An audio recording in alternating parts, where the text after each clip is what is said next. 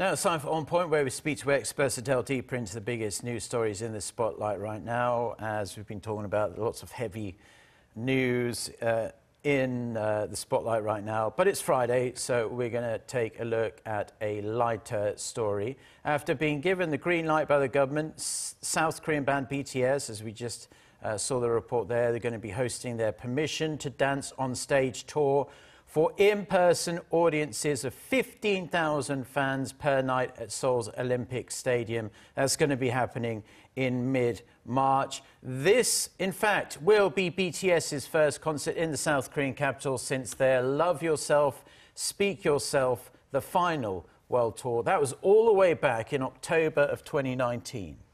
These hall concerts will also have online and theater live streaming components. It's welcome news for the band and their legion of fans, as BTS, like other musical artists, has been severely limited in their ability to perform due to the pandemic. For more, we connect to Stephen Lee, the author of K-Pop Confidential and K-Pop Revolution, as well as the senior editor of Bustle. Good morning.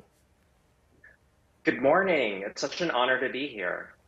Oh, yes, you were there. Yes. So the news of these concerts allowing up to 15,000 fans a night instantly sent the internet to a frenzy. So what does it mean for BTS fans to see the band live after this time, all this time? Well, it really means everything. And I think the word frenzy that you use is right. BTS is also just a phenomenon in every sense of the word. And you know, for the past 20 years or so, the story about the music industry globally is always that it's in decline, but BTS completely reverses that trend. In the 90s, there might have been like a few dozen acts in the world that could sell out a global tour in such short time, but today there's probably only enough where you can count them on one hand, and BTS is at the very top. And it's so amazing that BTS is performing for a live crowd in Seoul, their hometown, for the first time in such a long time, because restrictions have been different in country to country, but it's really going to feel like an iconic homecoming in every way, because BTS is never gone, but it's a sign that they're back in a completely new way. And I can't even imagine how it will feel in the arena. Yeah, I think the tickets sold out in 15 minutes, and I was surprised it even took that long, to be quite honest. BTS has such a reputation for putting on these dazzling live shows. I was even speaking to Mogyeon before we came on air that I'm thinking of, if I can, getting some second-hand tickets to go and take my young sons myself. But can you tell us what it is about BTS that makes them stand out from other live acts? Because do you think this is also a reason their live shows, why they won this award for the second year in a row as well? Oh, absolutely. And I agree with you 100%. It's surprising that it even took 15 minutes. And I would actually chalk that up to limitations of technology more than anything else. But yeah, I think in addition to having, you know, the most creative and innovative choreography, which they put so much passion into, and having really cutting edge live performance technology, which BTS and, you know, South Korean entertainers at large really invest in. The pyrotechnics and lighting work is going to be incredible, and obviously there's going to be catchy pop music that's fun to sing along to. But I think what makes BTS's live performances set apart is their interactions with their fandom, ARMY.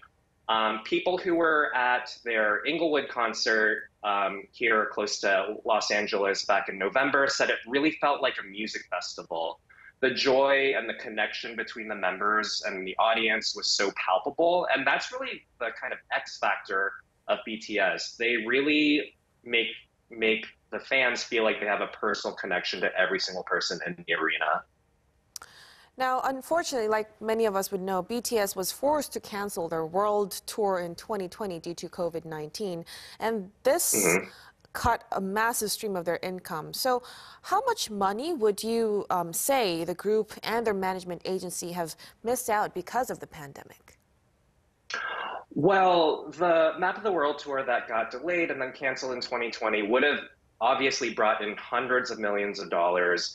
And BTS is so successful that it's, you know, statistically significant to South Korea's GDP.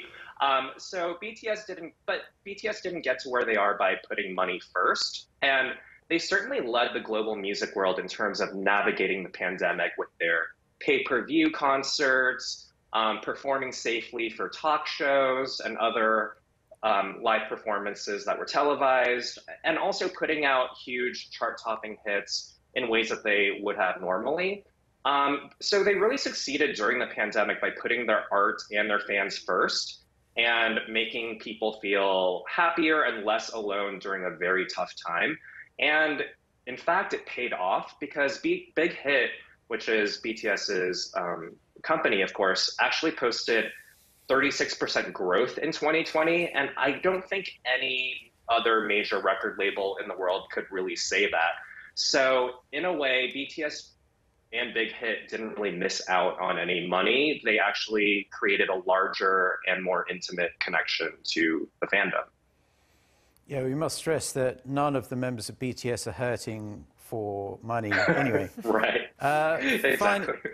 Finally, it must be said that one of the live concerts to be held here in Seoul is also going to be live streamed, if you will, into a movie theatre or movie theatres for those unfortunate enough not to be able to get a ticket to see it in person.